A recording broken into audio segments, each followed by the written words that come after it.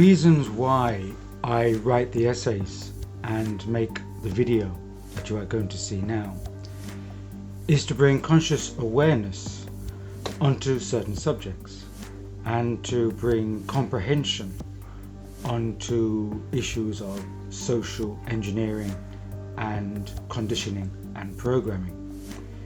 It is certainly not my intention to entangle the viewer further into materialism or to entangle them emotionally into the issues. My aim is to share some understandings and perceptions, and then to allow each person, each viewer, to come to their own considered opinions and to make their conscious choices from that. Saying that, please continue.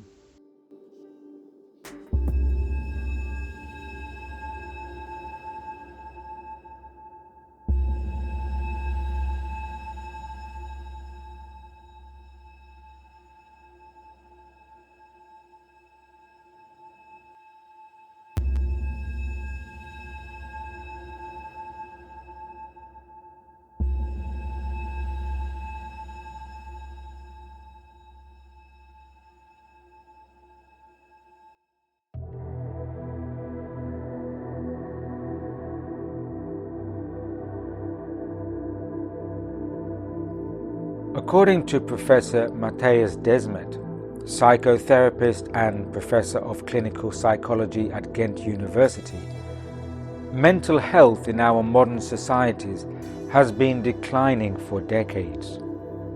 This is indicated, he says, by a steady increase in the number of depression and anxiety issues and the number of suicides.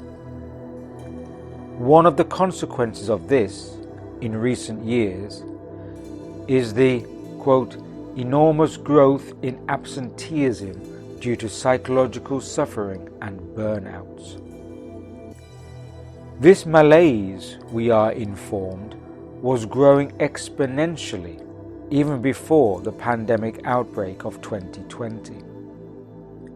What this suggests is that there was already a great deal of trauma being experienced within people and within many of our human cultures in the preceding years. Professor Desmet suggests that these findings indicated that society was heading for a tipping point where a psychological reorganization of the social system was imperative. In other words, we were ripe for a tipping into a new direction, one way or another. And the direction we were to be tipped into would depend upon the nature of the trigger, how it would be applied, and its related features. There was already a strong latent apprehension, nervousness, and anxiety in many human populations before the health crisis landed upon our shores. The reactions of the political establishments, the media, and related organizations that had a vested interest in steering the situation aroused further fear and panic amongst the people rather than reassuring them, as would have been their role. When a situation is turned into a crisis, it is then only a small further step to turn a crisis into a trauma. When the trauma is related to an expanded event, such as on a global level, then the very nature of that trauma is no longer an isolated experience, but a continual process. Furthermore, a continual traumatic process only needs nudges placed at varying intervals to maintain and sustain the traumatic experience. The danger in this is that such an experience can be prolonged almost indefinitely if the nudges continue to be applied. In such psychological states, it becomes very hard for a person to maintain and act from their sovereign self, for they have become increasingly externalized and pulled into or entangled in a shared traumatic experience. Another issue to consider is that of transference of suffering and blame. Professor Desmet points out, and he is not alone in this, that there already existed in our societies a widespread psychological suffering, lack of meaning, and diminished social ties. When the health crisis got expanded into a structure of biosecurity, many people transferred their existent anxieties and blame onto the dominant health narratives. Fear and discomfort were no longer a result of how modern societies have been structured, along with their attendant political and economic power systems, but rather is now due to a health issue.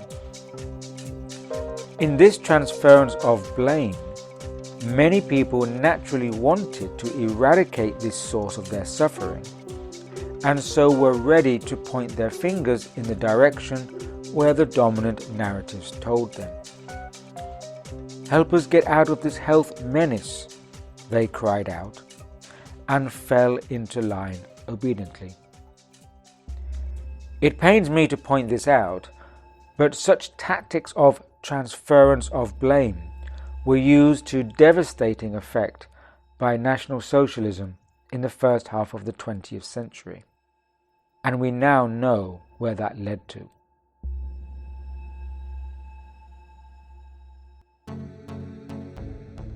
Authoritarian policies applied from the top down appear to bring some form of social solidarity to the situation. Yet this is a fallacy. I have referred to this as the normalization of delusion. On the contrary, I would state that there is a great deal of deliberate fracturing going on in our societies. Part of this is due to a narrowing of people's focus onto a small fragment of the situation at the expense of perceiving the bigger picture. This orchestrated narrowing of focus breaks up overall awareness into fractals, into reality bubbles. Since the narrowed focus is directed by the mainstream media narratives onto the "let us get well again" scenario, then people are persuaded into accepting a loss of freedoms and liberty in order to be seemingly granted this. The narrative of optimizing public health comes at a cost of increased loss of personal privacy and sovereignty. It is no longer a health issue, but rather one of social management. Yet any questioning of this is immediately turned into a questioning of public health.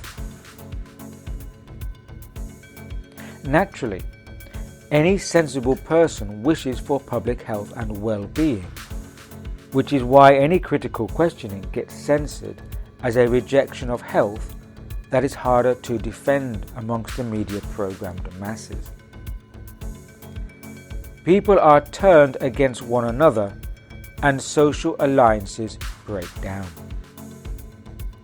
This, as I have said, is part of a strategy of deliberate fracturing. Professor Desmet makes a valid point when he states that, quote, "People cannot be healthy, either physically or mentally, without sufficient freedom, privacy, and the right to self-determination." What this amounts to, says Professor Desmet, is not a health crisis, but a social and cultural crisis. I would add to this that it amounts to a human spiritual crisis too. Taken all together, we are in the midst of a profound turning point for humankind. The core question now is, in which direction will humanity take from here on? What we need, as individuals as well as collectively, is a degree of perception and awareness to see and understand that relations between things on the surface are not the same as the realities that lie underneath. Surface fragmentations are a construct that have been established to break certain social cohesions. This is because a lack of social cohesion will inevitably strengthen the hand of the authorities. For this reason, great pressure has been applied onto censorship in the media. Solidarity groupings that question the main narratives are either ignored or blatantly censored and suppressed.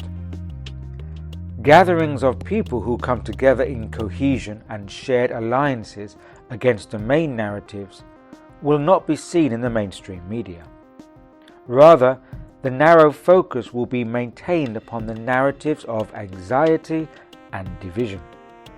This is because it is, quote, these fracturing surface relations that will draw you out from yourselves into your programmed social selves and away from the underlying cohesions beneath, end quote. The strategy here is to gain power over people by dividing their cohesion and splintering the energies of solidarity and togetherness. As writer Caleb Seth Pearl puts it, this is a heist against innate human sovereignty. And I would agree with this. Our awareness is being taken away from those things that bring us together and onto those elements that splinter us apart. And this is an affront upon the human sovereign self. Caleb Seth Pearl goes on to say that all kinds of things are being falsely presented to you now to deflect you from the knowledge of the situation. You are now living in the age when human beings must take affairs back into their own hands. In other words, it is time to own your sovereignty. And as an initial step in this process, we can disengage with the distractions, dissonance, and noise and turn the gaze inward to focus on our sovereign self. We should not allow the mainstream narratives to entangle us in our social personas, naively being pulled along by divisive media tales and propaganda. We should take our steps from a place of grounded balance. We need to view the situation, the bigger picture, from a perspective that transcends the controlled narratives. As the opening quote from Caleb Seth Pearl says, we can be the quiet within the noise. And from this place of centeredness, we can be connected to our own source of energy, wholeness, and resonant balance. It is only from such a place can we then make the right decisions about our life and the future we wish for us and for all.